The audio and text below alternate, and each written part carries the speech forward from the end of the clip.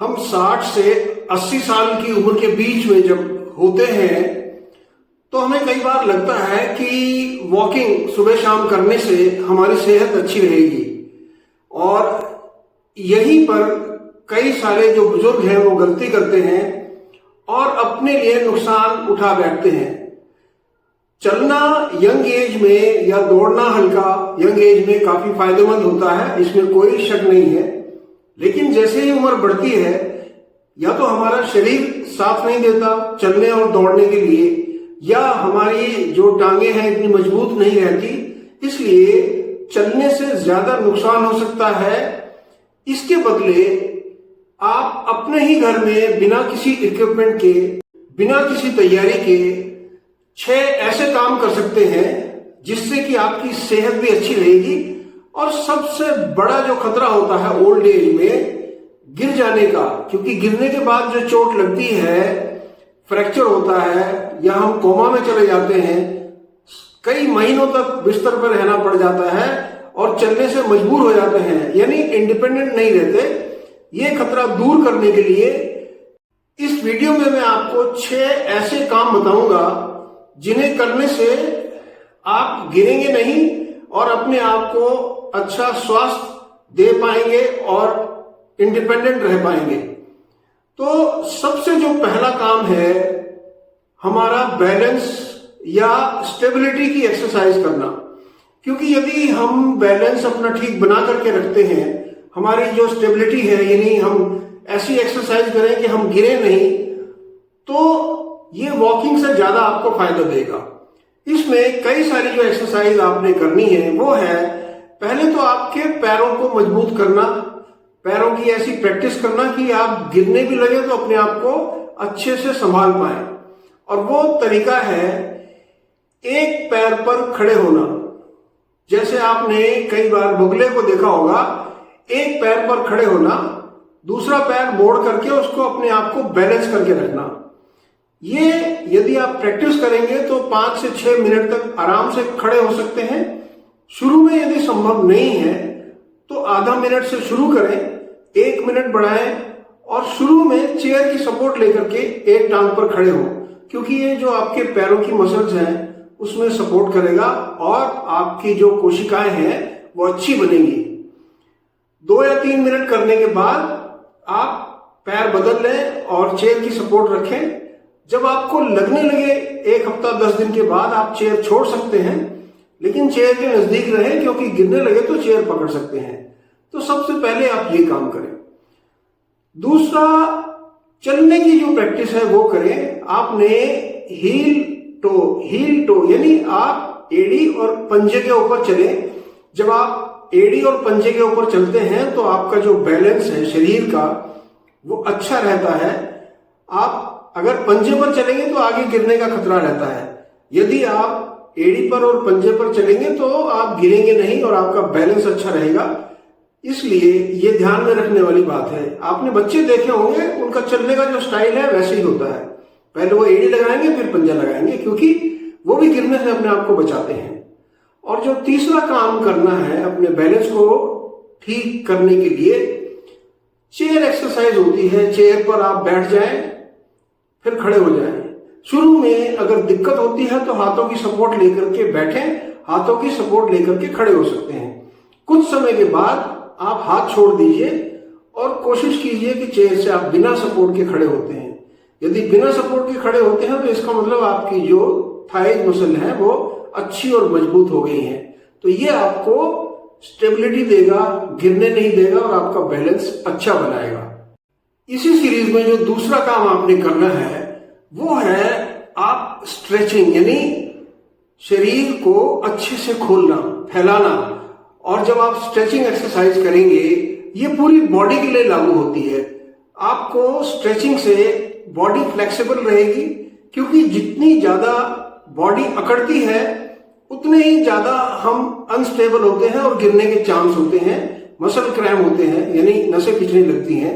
इसलिए यदि हम स्ट्रेचिंग करते हैं, और स्ट्रेचिंग हम पूरे शरीर की हमें करनी चाहिए, यानी यदि आप नीचे से शुरू करें तो पैरों के पंजों की स्ट्रेचिंग खूब अच्छे से उनको खोलें, फिर एड़ी की आपके जो टखने हैं वो मजबूत होंगे, उस स्ट्रेचिंग से आपको फायदा मिलेगा। फिर घुटनों की स्ट्रेचिंग, खोलना बंद करना, खोलना बंद करना, ये सब काम धीरे धीरे करने हैं, इसमें स्पीड नहीं दिखानी। जब आप ये स्ट्रेचिंग एक्सरसाइज करेंगे उसके बाद कमर की स्ट्रेचिंग आप घूम सकते हैं 25 डिग्री 40 डिग्री जितना आराम से घूम सकते हैं। फिर इसी तरह से आप आगे झुक जाएं, पीछे चले जाएं और कई बार कमर को यदि घुमा सकते हैं तो धीरे धीरे गोल गोल घुमाएं, पहले एक डायरेक्शन में फिर दूसरी डायरेक्शन में। और फिर कंधों की स्ट्रेचिंग, आपके जो कंधे हैं वो जैसे सर्कुलर मूवमेंट में ले जाएं, वापस ले जाएं दूसरी डायरेक्शन में। इसी तरह अपने हाथों की उंगलियों की स्ट्रेचिंग पूरा खोलें, बंद करें और इसी के साथ जो मुट्ठी है उसकी स्ट्रेचिंग आप इस तरह से इसको बंद करें और खोलें और दोनों तरफ घुमाएं, फिर वापस घुमाएं। इसी तरह आप अपनी कोहनी को कर सकते हैं, इसी तरह घुटने को कर सकते हैं। इसके बाद नेक एक्सरसाइज। नेक एक्सरसाइज में आपको दाहिने बाएं, आगे और पीछे और उसके बाद सर्कुलर मोशन में आप घुमा सकते हैं। ये सब करने के बाद आंखों की भी एक्सरसाइज आपने स्ट्रेचिंग के लिए करनी है। आंखें भी ऊपर ले जाएं, फिर नीचे, फिर दाहिने, फिर बाएं और फिर सर्कुलर मोशन में आंखों को, फिर वापस दूसरे मोशन में। जब आप ये स्ट्रेचिंग एक्सरसाइज करेंगे तो आपके शरीर के अंदर फ्लेक्सिबिलिटी रहेगी, आपकी जो मसल्स हैं वो कड़क नहीं होंगी, स्टिफ नहीं होगी और आपको आराम रहेगा। आप गिरने से भी बचेंगे और अपना मूवमेंट भी अच्छे से कर पाते हैं। जो तीसरा काम आपने करना है वो है ब्रीदिंग और मेडिटेशन। इसमें कोई बताने वाली बात नहीं है। यदि आप अच्छे से ब्रीदिंग रिदम आपका अच्छा है और आप मेडिटेशन करते हैं तो उससे कई सारे जो फायदे हैं, आपका जो दिमाग का बैलेंस अच्छा रहता है, आपके फेफड़े और लंग्स अच्छे से काम करते हैं, उनमें ब्लड फ्लो अच्छा होता है, हार्ट के अंदर ब्लड फ्लो अच्छा रहेगा। इसलिए ब्रीदिंग में भी आप पहले प्राणायाम कर सकते हैं। प्राणायाम के बाद डीप ब्रीदिंग, तेजी से सांस अंदर खींचना और उसे बाहर छोड़ना। सांस अंदर ले तो नाक से लीजिए और बाहर छोड़ते हैं तो मुंह से छोड़िए। इससे भी आपके जो फेफड़े हैं वो मजबूत भी बनेंगे और आपका हार्ट का भी मजबूती रहेगी, आप कंफर्टेबल रहेंगे। तीसरा जो काम आता है वो टेंशन रिलीव करने के लिए आप ध्यान लगा करके बैठिए। जब आप ध्यान लगा करके बैठेंगे तो आपकी टेंशन दूर रहेगी, जो मन में एकाग्रता है वो बढ़ेगी और आपका जो बैलेंस है, कंसंट्रेशन है, वो सब अच्छा होगा।